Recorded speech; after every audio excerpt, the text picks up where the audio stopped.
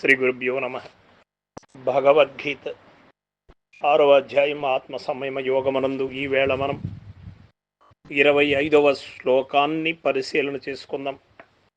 శనైక శనైరుపరమేత్ బుద్ధ్యాధృతి గృహీతయా ఆత్మ సంస్థం మనః కృత్వా న కించిదపి చింతయేత్. భగవానుడు తెలియచేస్తూ ఉన్నాడు. అయితే ఈ కార్యమున తొందరపాటు పనికి రాదు అని చెబుతూ ఉన్నాడు.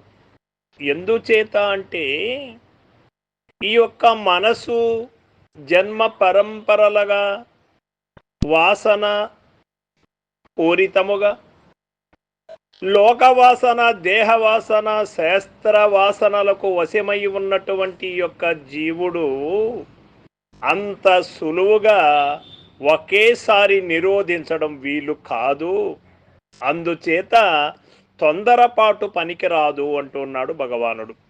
శనైక అనగా మెల్లమెల్లగా మనస్సును లాలించి వెనుకకు తీసుకొని రావలేను. ఇట బలత్కారము పనికి రాదు. లాలయే చిత్తబాలకం అని వశిష్ఠుల భగవానుడు కూడా చెప్పినటువంటి సత్యం ఇదే కదా. మనస్సును బాలుని లాలించి పాలించి బుజ్జగించి వివేకముతో నెమ్మదిగా దానిని బాహ్య ప్రపంచము నుండి మరలించి అంతర్ముఖము చేయవలెను. సాధక లోకో కొందరు భగవానుని ఈ ఆదేశమును పాలింపక తొందరపడి మనస్సును బలత్కారముగా లాగి తుదకు అపజయమును పొందుతున్నారు. చిన్న నిప్పు రవ్వపై పెద్ద కట్టెలు వేసిన ఆరిపోవునట్లు తొందరపాటు మొదటనే పెద్ద పెద్ద సాధనలను చేసినచో శరీరము మనస్సు తట్టుకొనలేనందువలన లక్ష్యమునకే చేటు సంభవించుతున్నది. కాబట్టి అట్లా మనము చేయకుండా మెల్లమెల్లగా సాధించుచూ వచ్చిననే జయమును మనం సంపాదించగలము అని భగవానుడు తెలియచేస్తూ ఉన్నాడు. ఈ ప్రకారముగా ధీరబుద్ధి మనస్సును మెల్లమెల్లగా నిగ్రహించి తదుపరి దానిని ఓరక పెట్టక ఆత్మయందు నెలకొల్పవలెను.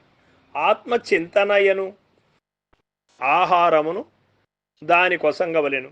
అత్తరి వడగండ్లు ఏ విధంగా సముద్రమున లయమగు చందమున ఆ మనస్సు ఆత్మసాగరమున అనగా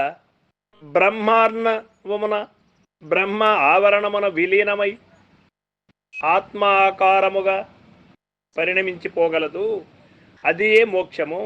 అయితే మనస్సును అట్లు ఆత్మయందు స్థాపించి మరల ఆత్మేతరమగు దేనిని చింతించక నుండవలెను అనగా కించిదపి చింతయెత్ అనియు హెచ్చరింపబడిను. యాలయనగా ఔషధమును భుజించి పథ్యం ఆచరింపనిచో రోగమెట్లు నయము కాదో అట్లే ఆత్మయందు మనస్సును స్థాపించి మరల దృశ్య వస్తువులను గూర్చి చింతించుచుండినచో లక్ష్యము చేకూరదు. కావున ఆత్మధ్యానమును మందుకు ఆత్మేతరమగు దేనిని చింతింపకుండుట తమ పథ్యమును కూడా జోడించినని భవరోగము అది బాపగలదు. ఈ విషయమున సాధకులు బాగుగా జ్ఞప్తి ఎందుకొని ధ్యానకాలమున ఆత్మ తప్ప అన్య వస్తువును దేనిని కూడా భావించకుండులాగున యత్నించవలెనని భగవానుడు మనకు తెలియచేస్తూ ఉన్నాడు. భగవానుడు చెప్పినటువంటి సత్యవాక్యులను మనం జాగరూకులై ఆలకించి ఆచరించినప్పుడు మనం సులభంగా మనం తరించగలం. ఆత్మ సంస్థం మనః కృత్వా అని కించిదపి చింతయెత్ ఆత్మయందు మనస్సును నిలిపి అన్యమగు దేనిని చింతింపరాదు అని భగవానుడు మనకి ఇక్కడ తెలియజేస్తూ ఉన్నాడు. ఈ గీతావాక్యము సమస్త శాస్త్రముల యొక్క సారమును, సమస్త సాధనల యొక్క సంక్షిప్త రూపమును అయ్యున్నందువలన ముముక్షువులి దానిని మరల మరల స్మరించుచు అనుష్ఠానమునకు తీసుకొని రావలయను. అనగా దృశ్యమును భావింపక దృగృహమగు ఆత్మయందే మనస్సును నిలుపవలెను అని మనకు చాట చెల్లువైనది.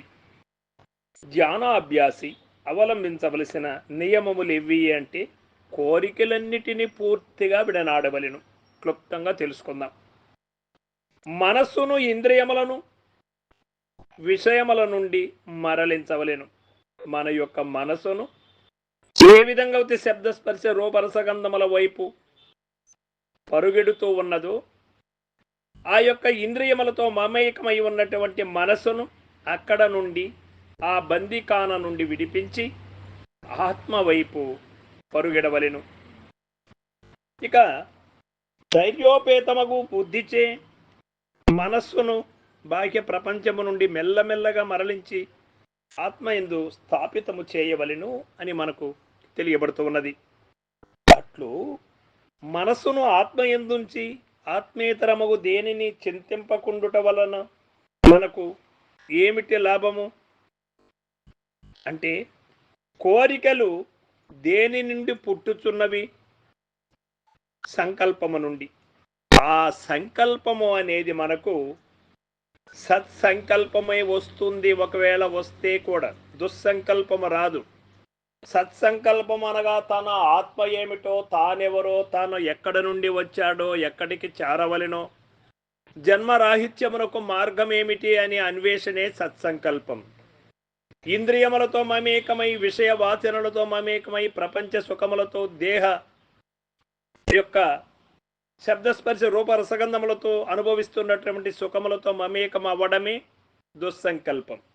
ఒకవేళ సత్సంకల్పము నీలో ప్రవేశించినప్పుడు ఈ దుస్సంకల్పములకు ఆటోమేటిక్గా దూరం అయిపోయేదానికి అవకాశం ఏర్పడుతుంది. ధైర్యముతో కూడిన బుద్ధి కలిగి ఉండవలేను. ఎటువంటి బుద్ధి? ధైర్యముతో కూడినటువంటి బుద్ధి. సాధన ఇట్లు చేయవలెను, ఒకేసారి కాకుండా మెల్లమెల్లగా చేయవలెను. ఒకేసారి మనకు ఈ యొక్క దేహవాసన, లోకవాసన, శాస్త్రవాసనలు విడనాడవు. అది మెల్లమెల్లగా మన నుండి వీడిపోవాలి అంటే మనము సాధన సంపత్తి కలిగి ఉండి అంతర్ముఖుడై ఆత్మ వైపు ప్రయాణము చేయాలి అని ఇక్కడ మనకు తెలియబడుతుంది. సర్వం సద్గురు పాదార్పణమస్తు. జై గురుదేవ.